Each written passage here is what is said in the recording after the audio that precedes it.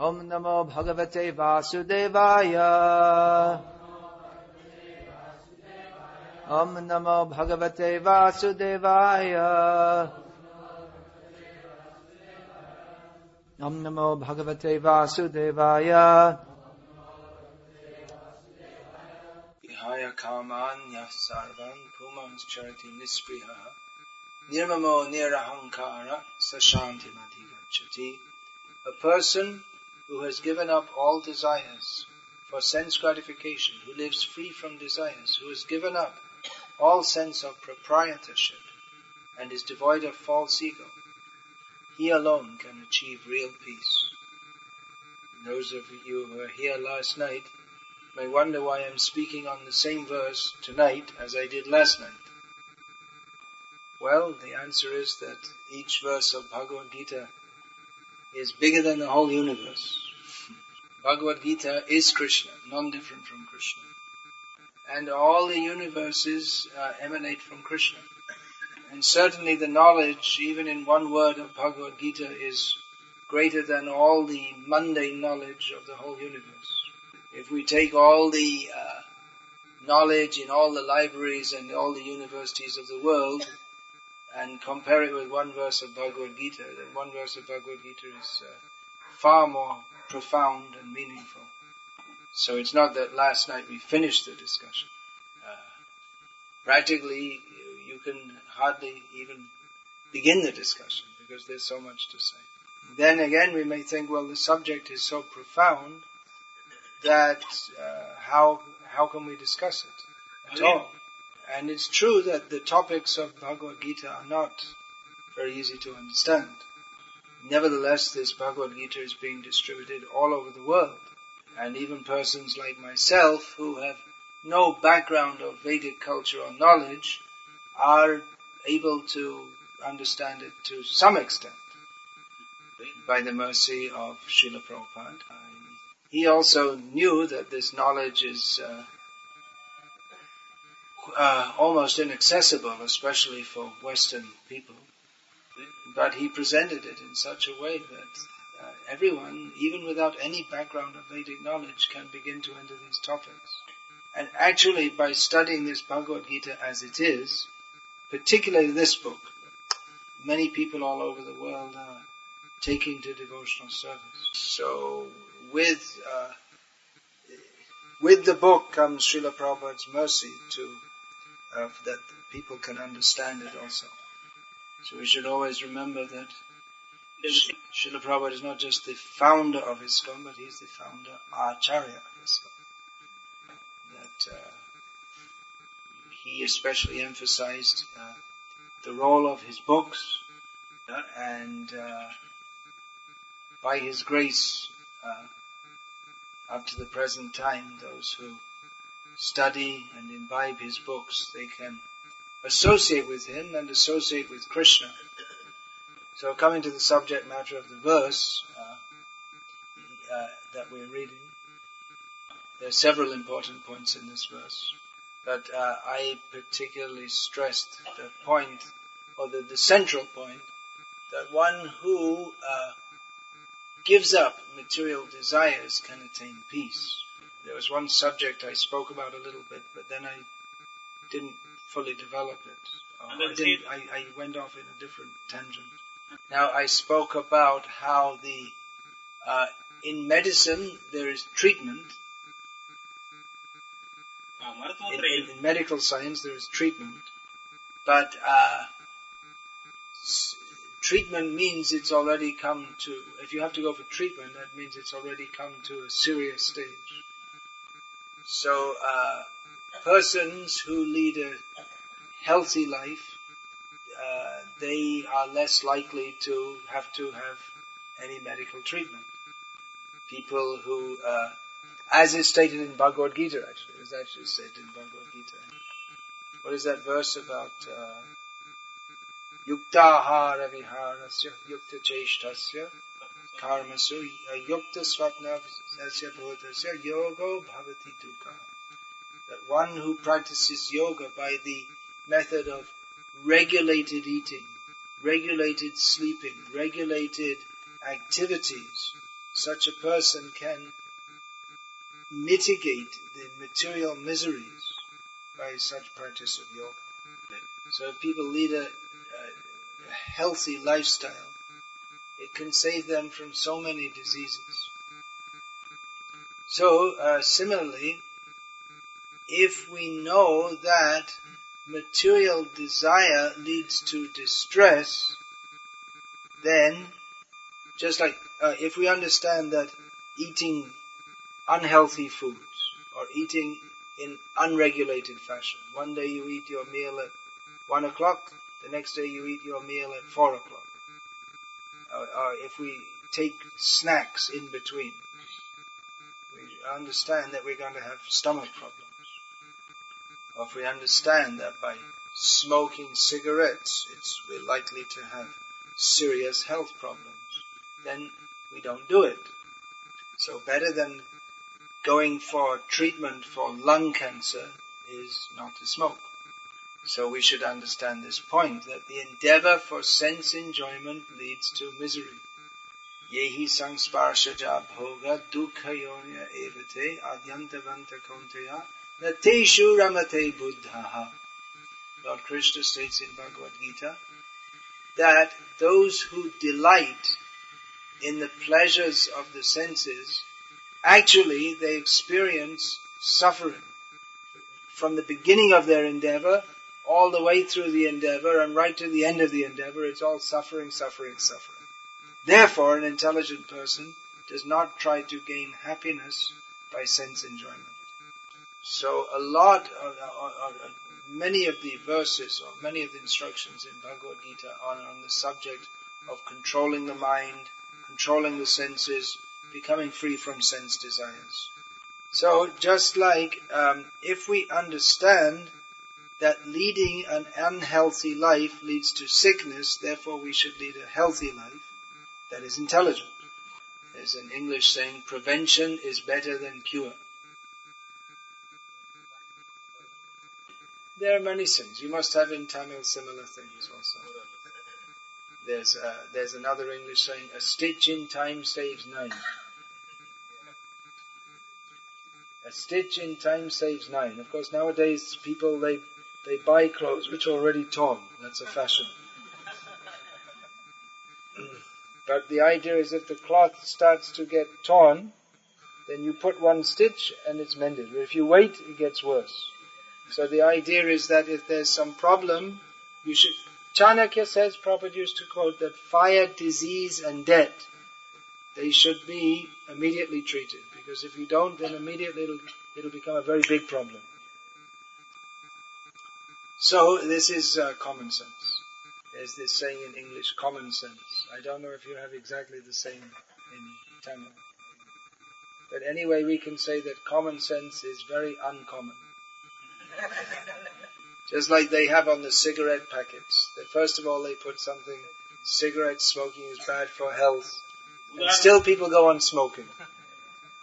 So they gradually made the message on the cigarette packet more and more strong until nowadays they just have smoking kills. And still people go and smoke. Which just goes to show people are stupid.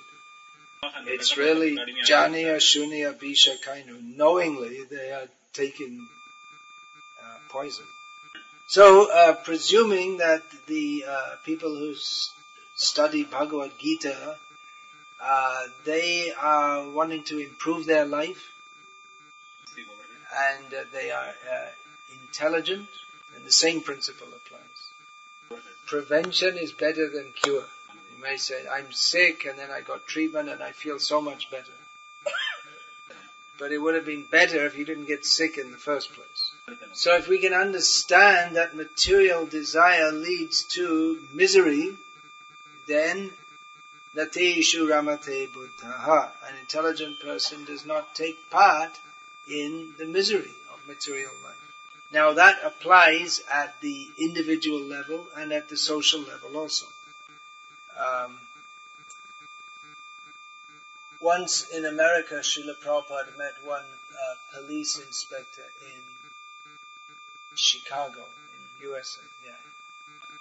Now he had on the plane going there, in the airlines they often give some magazine to people to read. So Srila Prabhupada saw on the cover, I think it was Time magazine, the lead article was called Crime, Why and What to Do. Crime is just part of life in the modern world. Apart from shooting and killing, there's also all kinds of corruption and companies, they're supposed to make safety requirements, they don't make them, and it's so many kinds of crime. So Srila Prabhupada, he met with the police chief inspector, and he gave some idea how we can solve the problem. You cannot solve the problem. And Srila Prabhupada gave the example that you see these young men and women with me. At that time Prabhupada's disciples were mostly young, now they're all old. He said previously most of them were taking intoxication, illegal intoxication. It was and is today a major problem in the Western countries that people, not only young people, but they take illegal intoxication. Tobacco and alcohol is legal intoxication. Actually, alcohol is very dangerous intoxication. So many crimes are caused under the influence of alcohol, is it not? And a man kills his wife, or wife kills the husband, something like that. The wife doesn't kill the husband so much in India. They don't get drunk so much in India, but in the West, the women drink more than the men. I think they smoke more than the men, definitely. And then so many accidents, road accidents, and deaths are caused by drunken driving. So apart from these legal intoxications, there's also illegal. At that time there was dilysergic acid known as LSD, then cannabis, which here in India that's ganja, bhang, and all different cocaine and speed, amphetamines, and all kinds of varieties. And nowadays they invented new ones also, which at that time they didn't have. Crack and ecstasy and all kinds of things. So Prabhupada said, you see, your government, they're spending millions of dollars to try to stop this drug addiction, and they're failing. So much money of the taxpayers goes into and so much endeavor of the police to try to stop this. Prabhupada said, you see, but even the government's not giving me any money, but I'm curing them from this drug addiction. Prabhupada said that the government should help us. We're doing their job without getting any money. You're spending so much money and failing, and without any government assistance, we're turning these people from drug-addicted hippies into ideal character, pure servants of God. So how is it that the program that Prabhupada gave was successful? We should examine this, because the whole society is becoming more and more full of crime. And certain crimes become so normal that the government legalizes it, and they say it's no longer a crime. Like in several countries now, which was formerly illegal, the taking of cannabis, now it became legalized. They thought, what's the use? We can't stop it. We're spending so much money to try to stop it. Anyway, let people take it, and then we'll tax them and we'll get some money. Instead of spending money, we'll get some money. So now they legalized it in some countries. Cannabis means that in ganja, bhang, hashish, these are all Indian words, which are also known in the West. And like that, abortion used to be illegal, now it's legalized. Divorce used to be illegal, now it's legalized. Then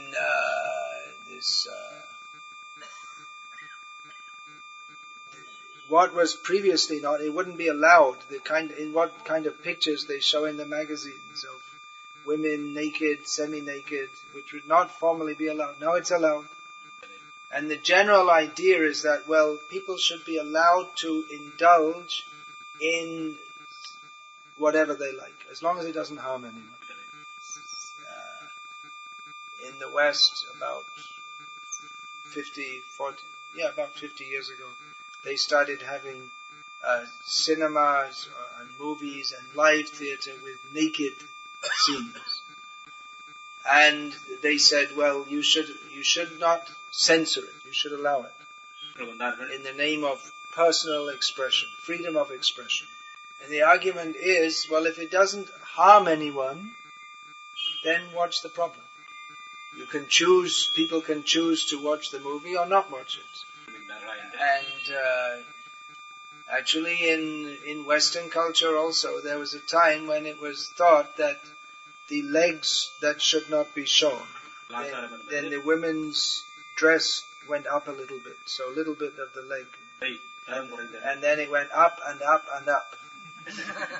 See, even when I was young, I remember it was still among like my parents' generation, it was still considered something wrong that a woman should walk around with her legs showing.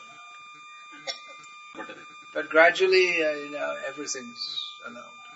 So, and the idea is, what's the harm? But then, in America, it's generally considered that it's the greatest civilization in the history of the world. Because some Americans consider it like this, because they think that everyone has the full right and scope to pursue happiness to the full extent. Full freedom. Of course, there are still some things which are illegal. There are 2.5 million people in prison in America. About 12,000 people are shot dead in America. Just domestic violence every year. So you're not allowed to do just anything, but there are many things which are allowed with the idea that people, they can pursue happiness. But then we see there are tremendous social problems. There's just one example. There's about 15,000 shootings. Apart from the ones that don't kill, but actual deaths. And even though, in my experience, many people or most people are quite, I'm talking about in America, quite cordial and friendly in their behavior. Nevertheless, it's one in 3 people in the course of, or 2 in 3, they go for some psychiatric treatment in their life.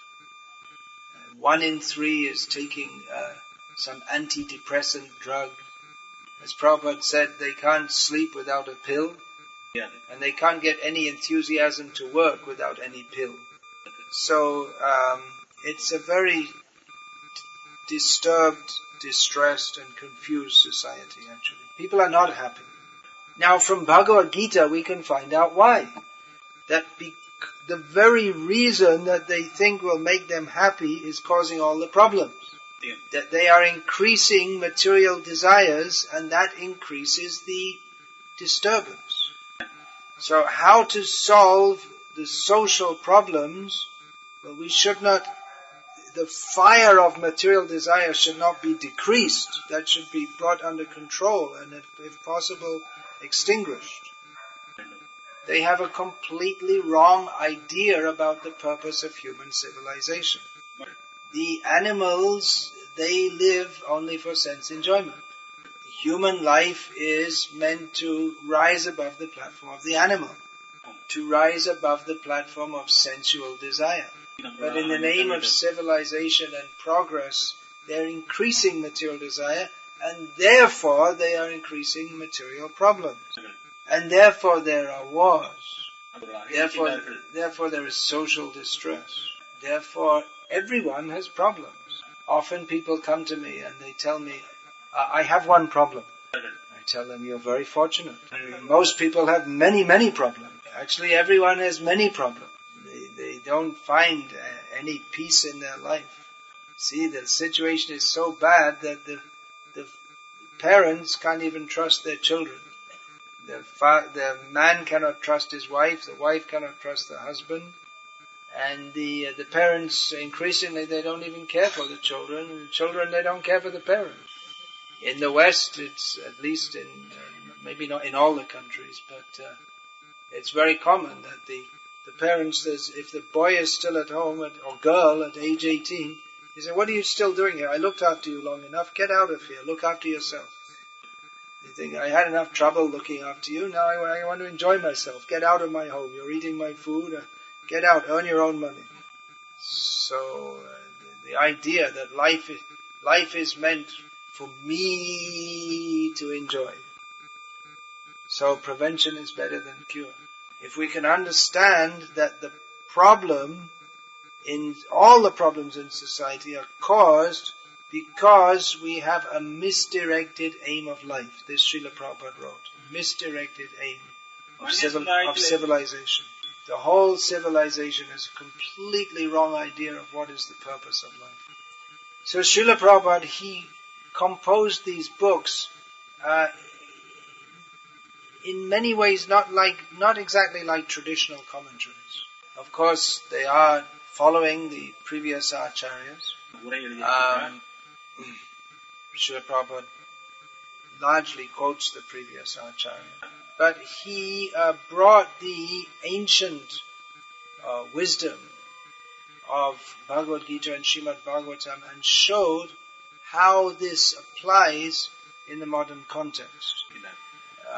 How the knowledge of Bhagavad-gita can be applied practically in our life. So in his book, Srila Prabhupada is not just presenting knowledge, but he's urging people to take up Krishna consciousness.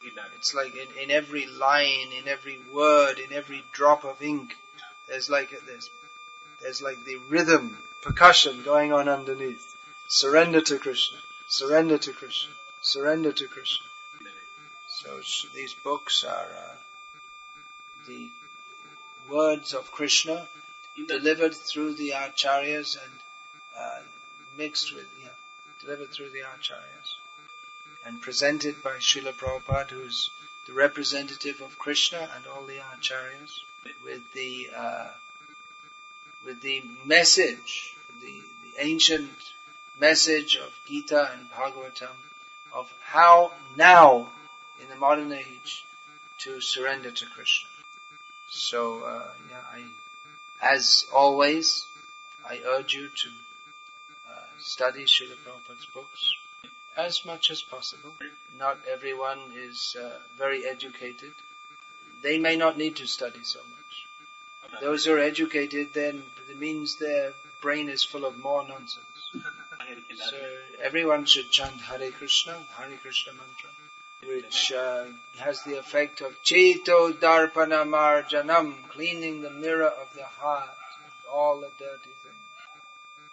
But also study these books and clear out all the rubbish ideas and get a clear understanding that we are all servants of Krishna. Krishna is the Supreme Personality of Godhead. We have to simply recognize that and engage in His service. Just like Arjuna was a sophisticated person, he'd been to so many places, seen so many things, and then he was able to construe a complex, sophisticated reasons for avoiding surrendering to Krishna. So, especially modern education is it's just like in Prabhupada's books. The underlying percussion is surrender to Krishna, surrender to Krishna. So in modern education, the underlying percussion is don't surrender to Krishna, don't surrender to Krishna. You are this body, enjoy yourself, be a success. So Srila Prabhupada's books are excellent for helping people to recover from the disease of modern education. Prevention is better than cure. It's better to train children from the beginning in the real thing. But if we are so unfortunate as to have had a modern education, there's still hope. There's good medicine. It's called the Hare Krishna mantra in Prabhupada's books. So this point, it's actually very easy to understand that material desire leads to distress. But unless it's pointed out, we don't see. Because common sense is uncommon. So you can see that actually these topics of Bhagavad-gita it may appear to be quite difficult, but actually it's all clear and plain, and it all makes sense. It's not just some religious dogma. So, please study Bhagavad-gita and Srimad Bhagavatam, and in this way we can understand clearly who we are, who is Krishna, and in this way perfect our lives. Otherwise, everyone's life in the modern age is just a big mess, especially the young generation, very confused. So prevention is better than cure. Mostly all the parents are pushing their sons and daughters into the materialistic society. Even you'll find someone was telling us in Gujarat, one young girl, she wanted to wear salwar kameez, dopata, and her parents saying, no, you should wear tight jeans and t-shirt. And so, those who are more kind parents, they will raise their children in Krishna consciousness. So, any question, please? New books are coming.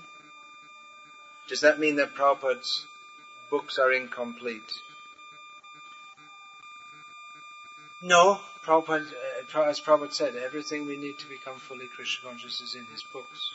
But that doesn't mean that no one should write any other books. Prabhupada wanted his followers also to write. Writing in Krishna consciousness is kirtan, it's glorification of Krishna, it's a natural function of the soul. So it's just like one verse of Bhagavad-gita you could write hundreds of books about. So if writing writing by followers of Srila Prabhupada is undertaken in the right spirit, then that will be to enhance the glory of Srila Prabhupada and his contributions. If viewed properly, that Srila Prabhupada's followers become spiritual leaders and give spiritual insights and direction, that is the glory of Prabhupada. Is it not? So it depends in what spirit it's undertaken.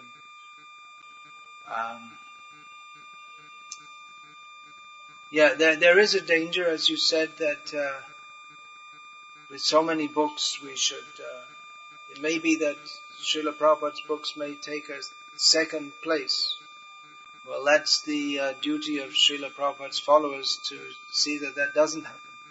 Srila Prabhupada instituted this system of having in his temples daily classes based on his books. He wrote in one letter to Danavir, who's now Danavir Goswami. So he had written to Srila Prabhupada and said that he wanted to have extra classes for the new devotees.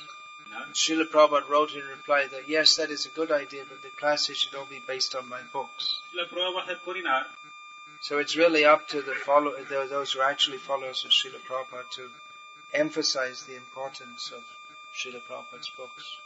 And there should be so many other books also, all the libraries of the world should be replaced with Krishna conscious literature. But as Srila Prabhupada said, he said, my books will be the law books for the next 10,000 years. So these are the basis of our study and our Krishna conscious movement. And those who study Srila Prabhupada's books, they will be benefited by that, undoubtedly. That's why I make a condition before initiation. Anyone wants to take initiation from me, if they're literate, then they should study at least Bhagavad-gita as it is, Nectar of Devotion, and the first two cantos of Bhagavatam. Because if they read that much, then they'll get a taste, and then they'll want to go on and read more and more and more. It happened in several cases that some devotees, they want to take initiation and say, well, I don't have time to read, I never practiced reading, and so many excuses for not reading. They want it to be some special case. But I told them, no, you read the books, then you can get initiated. So in some cases it's dragged on for 3 years, 4 years, and then they finally surrendered and read the books. And then they said, oh, it's so wonderful. Why didn't I do it before? And that's what I said. Well, that's what I was saying. Why didn't you do it before? So read the books. Of course, it's not the only activity. There are many activities in our Krishna conscious movement. I also don't get as much time now as I used to get. I guess it's up, I could travel less and this and that. But I read all of Prabhupada's books many times actually. And I go on. And I read other things also. And again, not everyone will be a great Pandit. But definitely every initiated devotee should make it a goal to, as soon as possible, read all of Srila Prabhupada's books. Apart from anything else, that will please Srila Prabhupada, because he wrote these books. He said, I wrote these books principally for my disciples. Sometimes he would test his disciples. He would ask them questions to see if they're reading. Well, I mean, it's a very generalized statement, isn't it? I mean, is it everybody? No one's making any advancement? Just the fact to remain steadily practicing Krishna consciousness, that in itself is a good sign. So, I don't think we should just condemn all the devotees. Different people will go at different speeds. Some people go very quickly. Some people a little slowly. Some people go very quickly and go very high, and then some go very slowly. They keep on going. But anyway, in this condemned Kali Yuga, anyone who takes to Krishna consciousness, it's a great thing. Yeah. Anything else? Yes, please.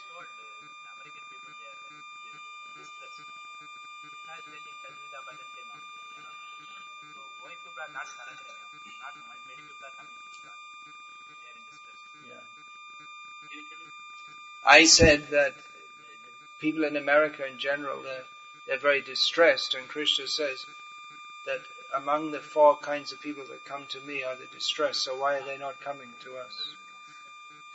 Well, Krishna says, Chatur vidha bhajante manjana sukritina arjuna. The pious people, when 4 kinds of pious people come to me. In general, they're not that pious. The culture, or especially the Hindu culture within India, is a much more pious culture. It's actually much more easy to bring people to Krishna consciousness in India than it is in other countries. It's just like some devotees who had a lot of success with preaching among students in India. So some devotees in Russia asked them, well, maybe you can show us how to do this. So they tried the same approach in Russia. First of all, they start off showing all problems in modern society and how science, there are so many discrepancies in modern science. And then they come to Bhagavad-gita. They did that in Russia, and they say, okay, we agree, problems in society, that's right, problems in science, okay, you showed that very well. But then why should we go to Bhagavad-gita? Which actually is, it's a good question, because it's not necessarily a logical step to, if someone points out problems in one field, that doesn't necessarily mean that he's got the answer to the problems. So it's possible to do that in the West also, but you have to take a much more comprehensive approach and show in more detail how the teachings of Bhagavad-gita can solve or resolve all the discrepancies.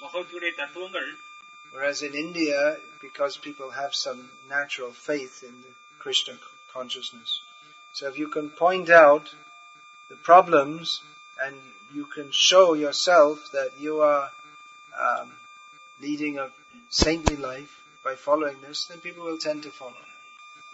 So you can go and preach in America and try and help the people there.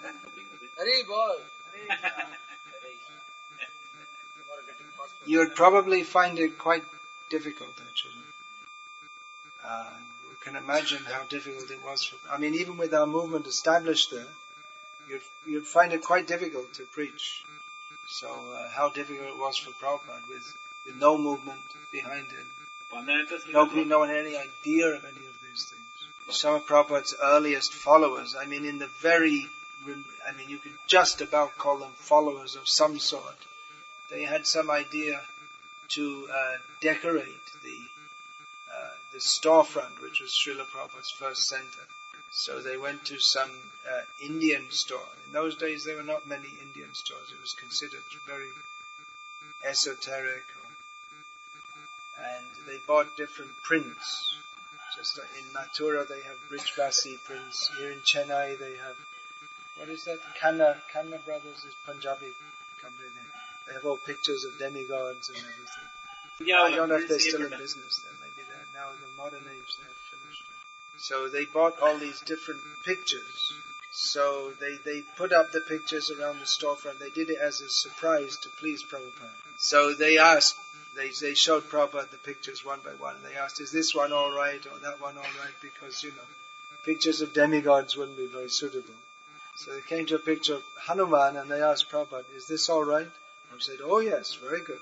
And then someone asked, is he a cat? You see, in India, everyone knows Hanuman. Even the Muslims, the Christians, the tribals who never saw, they're walking around naked. Still there are in India, some Adivasis. But everyone knows Hanuman. And they know that he's a monkey. Not an ordinary monkey, but he's a monkey. These people were so ignorant. Never heard of Hanuman. No one had heard the Hare Krishna mantra, with very few exceptions. There was one Allen Ginsberg, who was an avant-garde poet. He had been to India and he heard in some temple Hare Krishna chanting. He came back and he used to have poetry performances and he would sing Hare Krishna. But it was practically unknown. Even now, if we ask you to go to America and preach to the Western people, you'll find it very difficult actually to get through to them. Respect for age is hardly there. Rather in the West, they think old people are all useless. Young people, they can enjoy. The goal of life is to enjoy. So you old people are useless. So you can go. With Prabhupada's mercy, you can do wonderful things. Yeah, practical question. How can we control sense enjoyment and material desires? You cannot. Impossible. Impossible. Because Maya is much stronger than us. But there is a little secret. Who can say what that is? Who can say the verse from Bhagavad-gita? Tell us the Sanskrit. That's not the one I'm thinking of. That gives some idea. Daivi yesha gunamayi mama maya durataya mameva ye prapadyante maya metam tarantite. This Krishna says this Maya is very strong and very difficult to cross over. But one who surrenders to me, Krishna says, can cross beyond it. Srila Prabhupada, he adds commentary within the verse, within his translation of the verse. He says, those who have surrendered to me can easily cross beyond it. So that word easily is not actually in the original Sanskrit, but Prabhupada is giving his extra mercy. And what's the next verse after that? Namang Dishkushino Murha. Why we don't surrender to Krishna? Prabhupada opens the purport. It is said in Bhagavad-gita that simply by surrendering to oneself under the lotus feet of the Supreme Personality of Godhead, Krishna, one can surmount the stringent laws of material nature. So just to make it short, it's actually a very long purport. Srila Prabhupada said this is a very important verse. So Prabhupada says, then why don't you see there are so many big, important, intelligent people, businessmen, scholars, then why don't they surrender to Krishna? We are free from all problems just by surrendering to Krishna. So Prabhupada asks, then why don't these intelligent and hard-working leaders adopt this simple method? So Prabhupada writes, the Gita answers this question very frankly. For those who are actually learned leaders of society like Brahma, Shiva, Kapila, they surrender to Krishna. But those who are not actually philosophers, scientists, educators, administrators, etc., but who pose themselves as such for material gain, do not accept the plan or path of the Supreme Lord. So, don't be a rascal. And Krishna will help us if we try sincerely. See, Prabhupada makes it so clear. Everything clear. That's also stated in Gita, isn't it? How this knowledge makes everything clear. What is that? Jnana prakashayati tatparam. Yadaditya param yadaditya vajganam prakashayati tatparam. How does that begin? Yeah. Ajnana, how does that begin? So, that yesham nashitamātmana. Let's look it up. No, that's about the sun also, but that's a different verse altogether. Oh no, I looked it up. You got that? No, I'm looking it up. Aditya Vaj. I looked up the wrong verse. I'm looking. Prakashayatita. Anyway, the purport is that when one is illumined by the knowledge that destroys ignorance, it's like the sun, which everything becomes very clear. Look that up. Somehow I'm not remembering. Aditya Vaj. Aditya Vaj. In Bhagavad-gita? Jnanena tu tara jnanam yesham nashitam atmanaha yadaditya tesham aditya vajjnanam prakashayati tatparam. That's it, yeah. Then what's the translation? Page 63. Jnanena tu tara jnanam yesham nashitam atmanaha tesham aditya vajjnanam prakashayati tatparam. I lectured on that recently, huh? Where was that?